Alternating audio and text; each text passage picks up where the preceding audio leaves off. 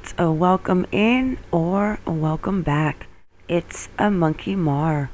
Before we get into today's video, please make sure you click the like, the subscribe, and the bell for notifications.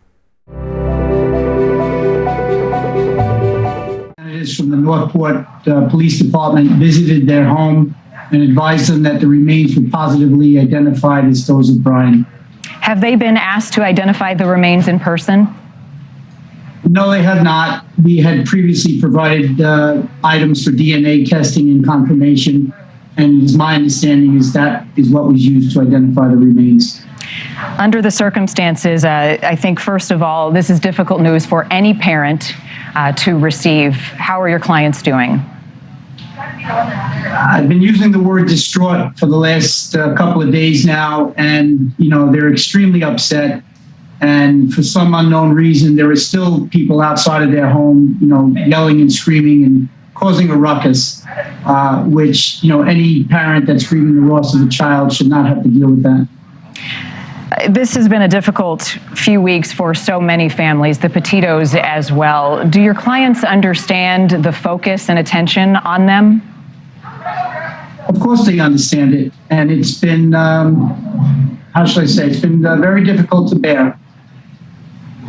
Many have asked why they got a lawyer, why they hired you. And? I'm sorry, you cut out there. I'm going to ask that again. Why did your clients lawyer up? When you use the term lawyer up, I've been a friend of Chris Laundrie for over 25 years.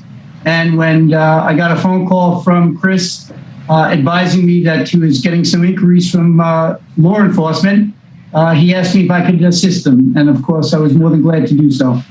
At any point in the last 5 weeks, have you spoken with Brian Laundrie? Yes, I spoke to Brian Laundrie on September 12th and September 13th.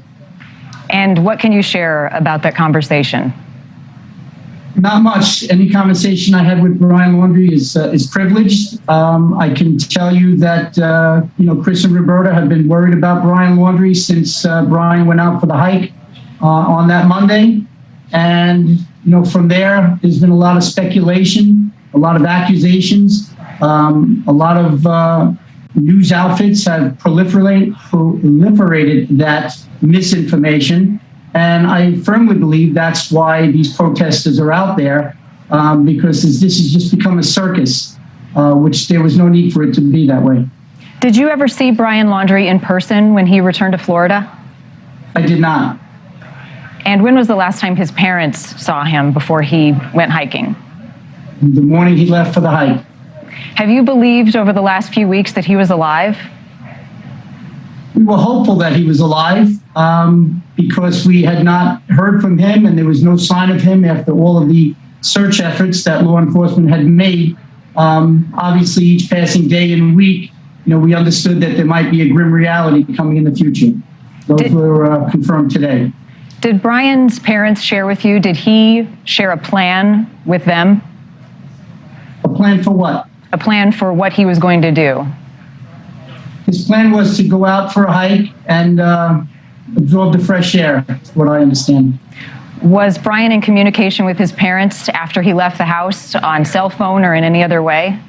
No, he was not. I believe that was clarified, that Brian had left his cell phone at home. Did Brian have any way to communicate? And yet, excuse me, Monty, and yet the news outlets, indeed Fox News just yesterday, had an anchor and pundits on their air setting forth how the Laundrie parents and myself were communicating with burner phones with Brian over the last several weeks. Well, I think there's a lot of questions. There's a lot of questions that everyone has. So my question to you is, have you communicated with Brian at any point after you spoke with him on the phone on the 12th and 13th? No, I haven't. Did you know where he was? I knew that he went to the reserve. Let's talk about the reserve. A lot of people can't wrap their minds around the fact that the reserve had been searched week after week, was reopened to the public, and then less than 24 hours, the parents went out there. What did they share with you about their reasoning for going out there and why they knew specifically where to go? You know, Marnie, as I've stated several times yesterday and now throughout today, you know, it's not about knowing specifically where to go. The park was just recently opened. I believe it was Tuesday or Wednesday that the park was open. Chris and Roberta wanted to go in the park again to search for their son. Specifically where to go was start at the beginning. And as has been, how shall I say, confirmed, both with a news reporter and with the police department and the FBI being present, they started at the beginning of the preserve. It just so happened that that's where Brian was. So my thought would be anybody who's questioning that, it's not too bright. Well, clarify that, because I think no one has the answers here. Certainly the public doesn't. You have more answers than most. We assume that the parents knew more than we do. So clarify what the public doesn't understand about what's going on. What the public doesn't understand, I don't understand. You have a trailhead. The trailhead marks the beginning of a trail. You don't jump from the sky and land in the middle of the preserve. You start at the trailhead. That's where the parents started. The parents walked into the park from the entrance to the park or the trailhead. They went about a mile or so, and that's where they found the items and the remains. What is so difficult to understand about that? Well, I think it's hard to grapple with the fact that the reserve had been searched so extensively by FBI professionals over the last 4 or 5 weeks, and they hadn't come across anything. And then all of a sudden, we have several items and human remains. I think that's what people aren't fully understanding, the timing of that. So once again, I don't understand what the public doesn't understand. Everyone from the FBI to local enforcement to news reporters, to the Laundrie family, has confirmed that area of the park was underwater. I am told that it was waist deep at some times. So from 4 to 5 weeks ago being completely underwater, when the search teams went through there, what did they expect to find? Now that the water has receded, the woods off the trail are more accessible. It's not very difficult. Because it's very simple and the public doesn't understand simplicity or the truth, you want to make something of it. And when I say you, I don't mean you particular, I mean the public. So walk us through the phone call that you got from the Laundries. Was this Tuesday night? They said, we want to go back out to the reserve. What was that conversation like, and what did they tell you? So to be clear, I talk with the Laundries at least twice a day for the last month. And when I spoke with them on Tuesday evening, Chris informed me that he wanted to go to the reserve on Wednesday with Roberta. They wanted to know if I thought that was a good idea. We talked about it. I said, it absolutely is a good idea, and it's fine, you should go. But are you concerned about being followed by the press? They indicated to me that they were concerned about the press, but they were willing to deal with it as they've been dealing with it. I said, I think it's a good idea to notify law enforcement. And I did so through a text message to my contact at the Northport Police Department. The responsive text message was a very short, thank you for the heads up. Wednesday morning, when Chris and Roberta were at the preserve at 7 a.m., law enforcement was there, respectfully, to accompany them. And what I was told afterwards, that their main purpose or concern was that the press didn't harass the Laundries through the preserve. Did they ask you to contact the police? No, they did not. Obviously, you know, it was something that I suggested, and it's a good thing that we did. You know, it's imagine what the public would be thinking if the police weren't there. Imagine what the public would be thinking if a lot of this wasn't caught on video.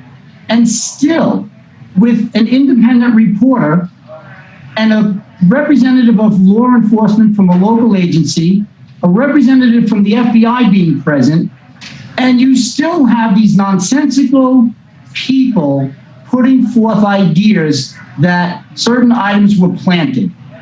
You've called that hogwash. You've called the suggestion that items were planted were hogwash. Why is that? I'm sorry, we were speaking over one another. Can you repeat that? Yes, of course. You have suggested that any claims that the Laundries planted items in the reserve is hogwash. Why? Monty, I thought I was very clear in just explaining to you why. If you've got the FBI, the local PD, an independent news reporter, all there at the same time seeing the same thing, you've got quote unquote surveillance of the Laundries 24/7 by protesters and people of the press. When did you think these items were planted? And do you really think the Laundries had skeletal remains of their son, in a plastic bag and brought them to the preserve? Do you realize how ludicrous that is? How aggravating, how maddening it is to even hear those things? And the fact that it's being put out there by the press as well? That's where my level of frustration and anger is coming from. Maybe somebody with a platform should step up and say, hey, knock it off. This is just silly. So if I'm the only one who has to say that this is hogwash because I didn't want to say the word bullshit, then I'm going to say it. It's bullshit. And I'm sorry if John Q. Public doesn't get that.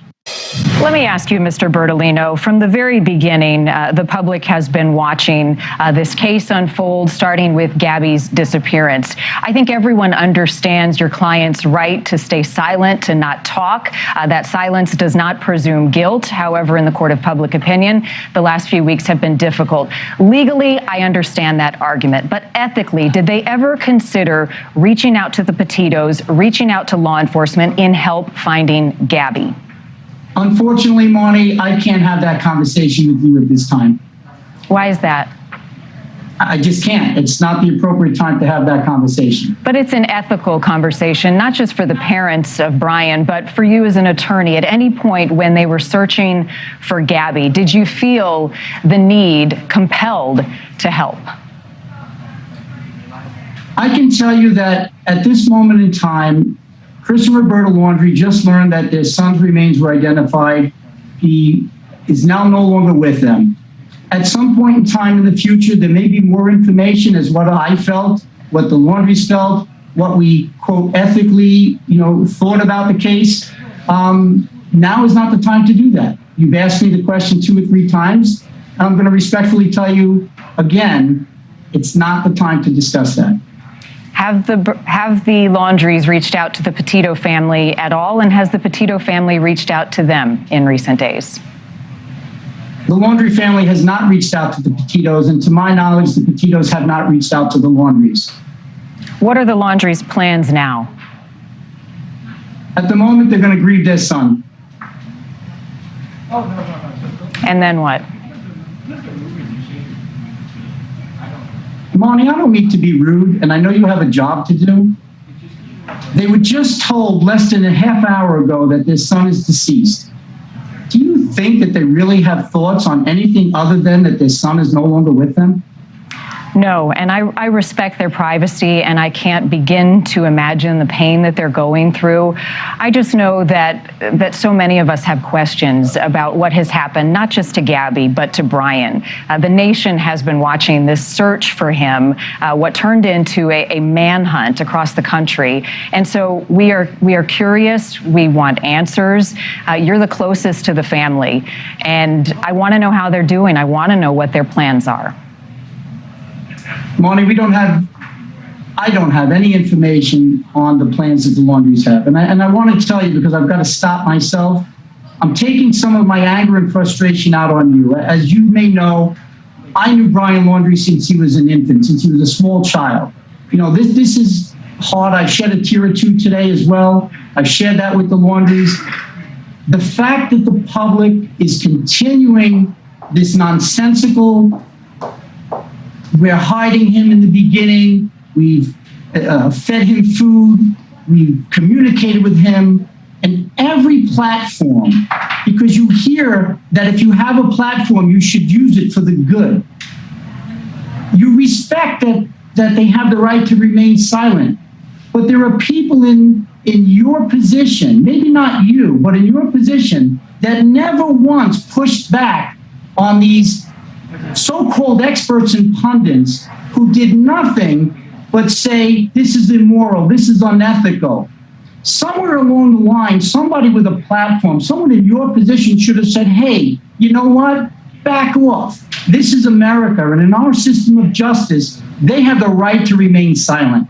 So I'm kind of a little perturbed that now I have to go back and explain how we didn't plant remains and personal items in a preserve when the upper echelons of law enforcement is telling everyone this is legit by their actions, by their words, and yet we have to now go back and somehow educate John Q. public? And you guys perpetrate this. You put it forth. And you well, I'm going to stop you right there. I have said a number of times that the Laundrie parents have every right to remain silent, whether the public agrees with that right or not. But our search is for answers, and that is where it will continue to lie. Answers not only in what happened to your client, Brian Laundrie, and what happens with his parents moving forward, but also what happened to Gabby. And there are many who are concerned that we may never know what happened in this case, given what has transpired today. As I've said now for probably the fourth or fifth time, today is not the day to discuss that. You know what I want to ask you? I want to ask you, Mr. Bertolino, you mentioned that you have known Brian for years. That is one thing that we have not been able to get much on in the last month and a half. Who is Brian Laundrie? What kind of person was he? What do you know about him that you're willing to share? Monty, I know him as the child of a friend of mine. I didn't go to school with him. I didn't hang out with him. He's 30 years my junior. So to ask me what type of person he is, I'm sure he was a good kid, just like every parent says their kid is a good kid. When all is said and done, I'm pretty much, how shall I say, not going to discuss anything further other than what type of child Brian was, other than to say, Brian is no longer with us. The family is mourning, and I would hope that we could, let them mourn, let them grieve, and maybe somebody besides myself could come out and say, hey, protesters, go away tonight. Could you do that? I just have a couple more questions. Have you spoken with Cassie? Not today, but I have spoken with her and Jim recently, yes. Do you plan to continue to represent the family moving forward, and do you see a need for that? I will be representing the family as long as it's necessary. Anything else you'd like to share and clarify about what has happened? No, I just want to apologize to you as an individual for my anger and frustration, but I've been dealing with this all day, and I've put out some statements that this is nonsense, and to hear it come from a platform like yours, that the question is even posed. I get that the internet is a whole different world, that the Twitter world and the people who play in that world, I understand that they may have a need for this, but for more respectable organizations to do the same thing, I find troubling. What do you find so troubling about the public's curiosity and search for answers? Curiosity and search for answers is one thing. Coming up with completely off the charts in the scheme of reality propositions of literally planting evidence, planting articles, even planting the remains, it's just beyond compare. That's what I find troubling. So just one more thing about that, and I promise I will let it go. Did your clients go out to the reserve prior to yesterday morning on their own at any time? Yes, they did. Back in early September, I shouldn't say early September, mid-September, which would have been the 14th and the 15th. Were they there with Brian or with authorities?